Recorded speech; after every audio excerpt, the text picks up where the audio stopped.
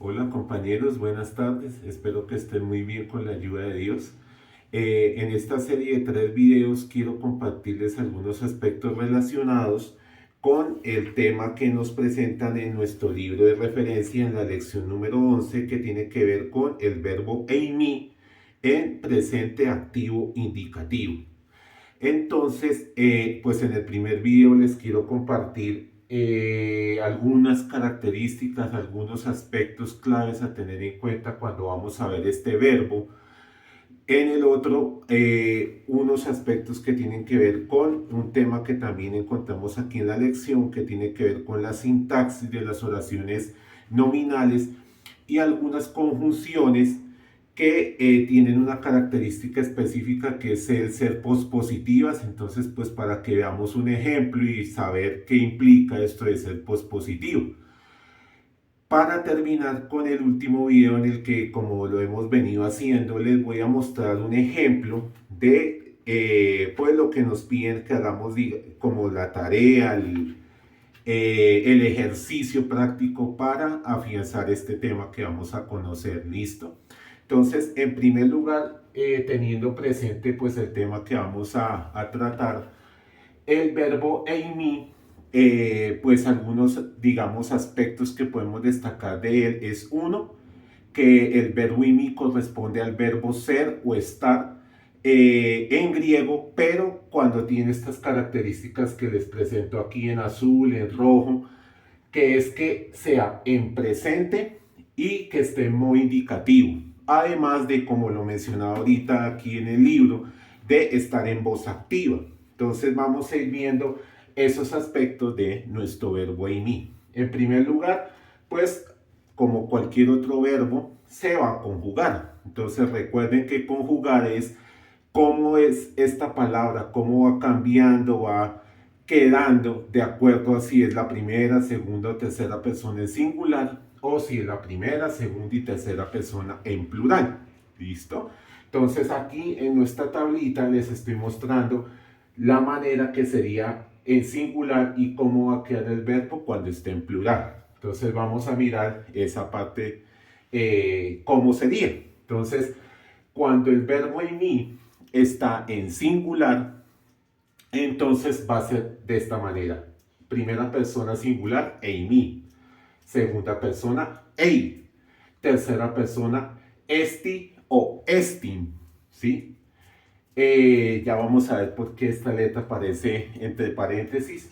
Entonces, la parte plural sería primera persona, esmen; segunda persona, este; y tercera persona, eisi o eisin.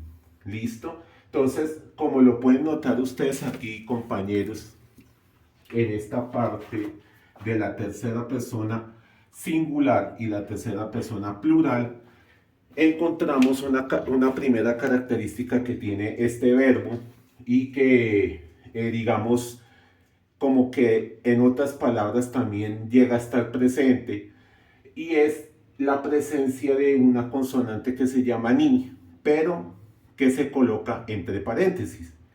Eso se debe a que, uno, esa ni se llama ni movible, ¿sí? Y pues digamos que básicamente se llama ni movible porque se puede mover, es decir, puede que esté presente o puede que no esté presente, ¿sí? Por eso se coloca entre paréntesis, porque hay momentos en que, por ejemplo, puede ser esti, y otros momentos en que va a ser estin. O lo mismo aquí, eici, y en otros momentos va a ser eisin. ¿De qué depende esto? De cómo comienza la palabra que le sigue al verbo, ¿sí? Si la palabra comienza con vocal, lo más probable es que esté presente la ni, que esté escrita, o sea, ya no va a estar entre el paréntesis, para evitar que las dos, digamos, esta vocal iota, se pegue a la otra vocal y se vuelva como si fuera un dictongo, y en cierta forma como que se escuche como si no fueran dos palabras diferentes, sino una sola. En cambio, entonces por eso la necesidad de la ni, para que sea como estin y la palabra que sigue, o eisin y la palabra que le sigue, ¿sí?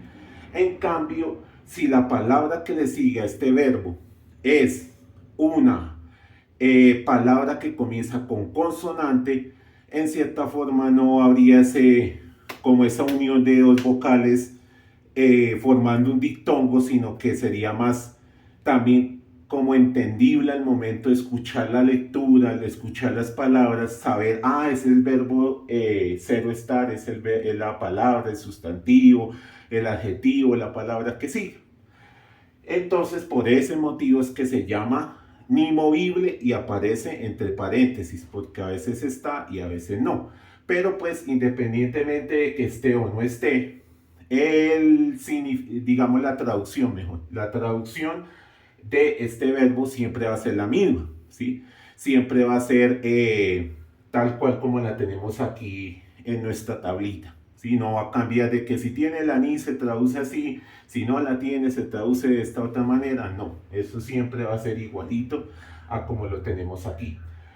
Lo otro que podemos decir es pues que este verbo ini es el verbo ser o estar en griego, pero cuando está en presente, porque digamos, así como cada conjugación en griego tiene su característica propia, por ejemplo el imperfecto que tiene algo que se llama aumento, el futuro le agregan una sigma. En el caso de este verbo ini, pues también cuando sea, digamos, el verbo ser o estar, pero en imperfecto, que es como el pasado, o en futuro, esa escritura o la conjugación del verbo va a ir cambiando y como que adapta esas características también al verbo eimi. Entonces, eso es importante tener en cuenta que esta tablita es únicamente cuando esté en presente, ¿sí? Y como lo menciono aquí en esta parte, pues algo básico de que implica esto de que sea presente es que se describe una acción que se está desarrollando cuando en el ahora, es decir, ya, en el instante en que la persona que escribe pues está escribiendo o en el instante que se está hablando, ejecutando esa acción en el ahora, ¿sí? Y por eso la traducción del verbo quedaría de esta manera. Entonces, al ser el verbo ser o estar, pues digamos en las personas en singular sería, por ejemplo, en la primera persona, entonces Amy es yo, o sea, digamos la primera persona singular es yo, entonces yo soy o yo estoy. La segunda persona sería tú, entonces tú eres o tú estás, ¿sí? La tercera persona sería él o ella, entonces él es o él está, o ella es o ella está. En la parte del plural, entonces, ¿cómo sería? Esmen iría con la persona nosotros, entonces nosotros somos o nosotros estamos, nosotras somos, nosotras estamos. Vosotros sois, vosotros estáis, vosotras sois, vosotras estáis.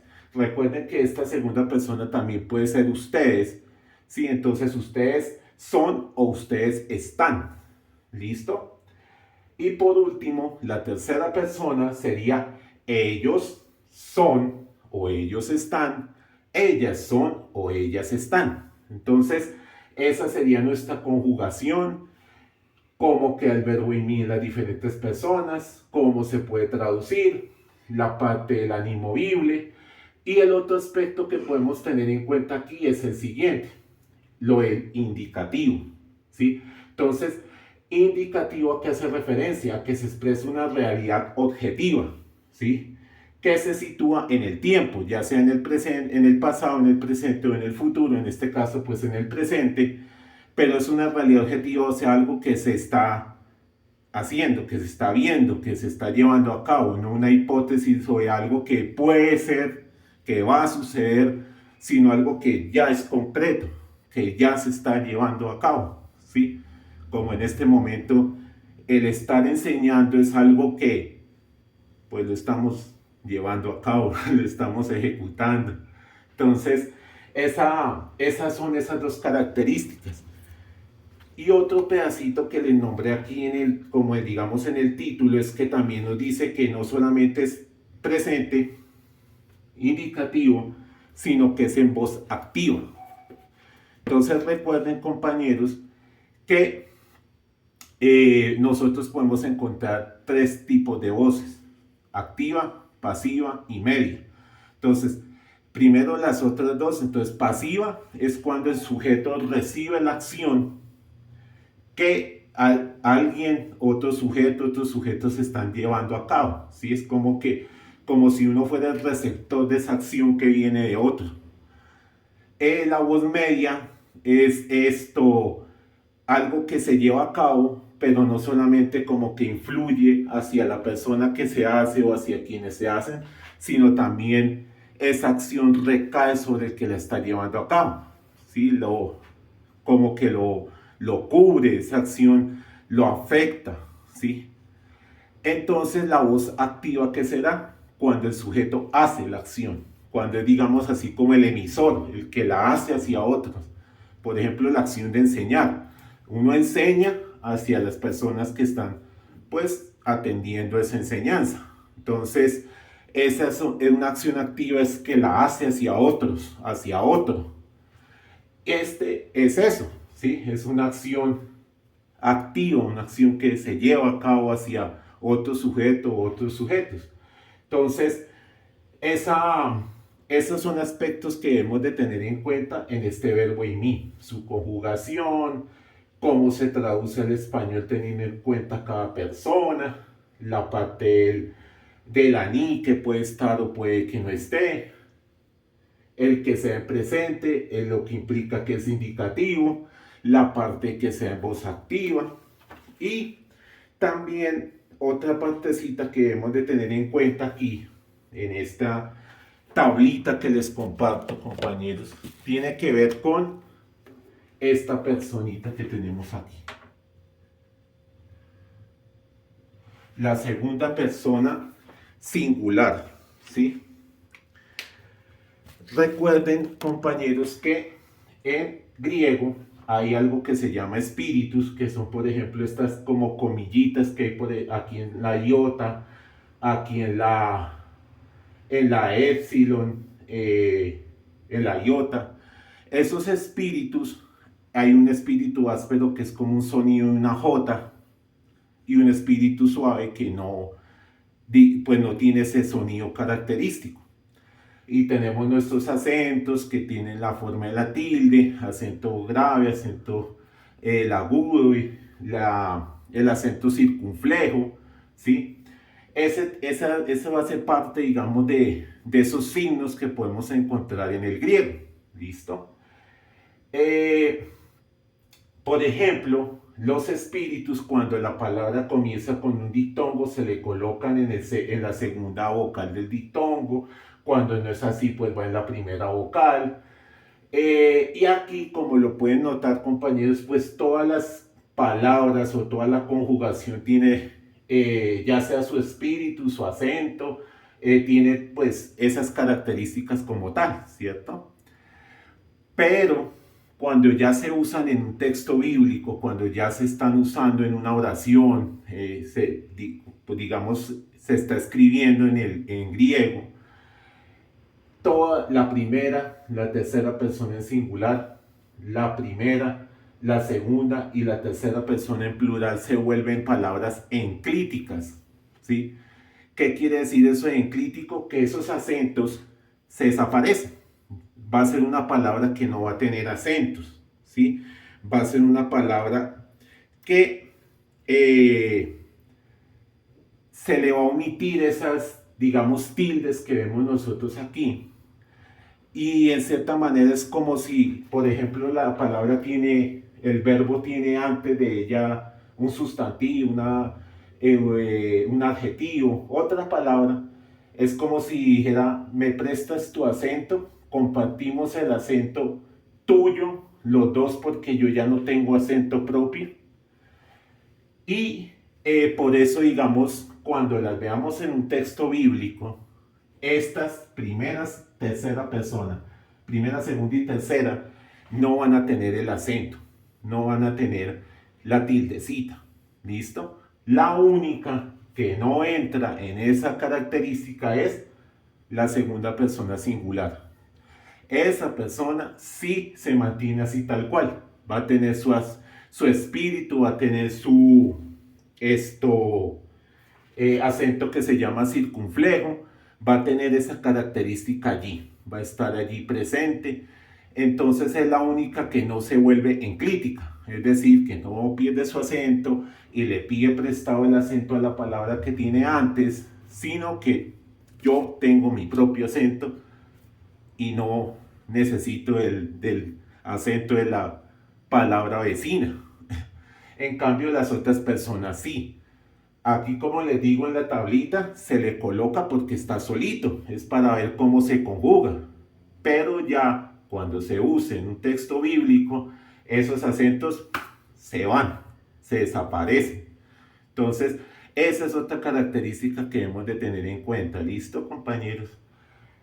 Y ya, entonces, como les mencioné hace un momento, en el próximo video quiero mostrarles cómo el uso de este verbo y lo de la parte de las conjunciones pospositivas para ver eso de pospositivo, pues, qué nos está indicando, cómo se entiende esa parte, para terminar con nuestro ejemplo de el ejercicio de la tarea. Muchas gracias y nos vemos en el próximo video. Dios los bendiga.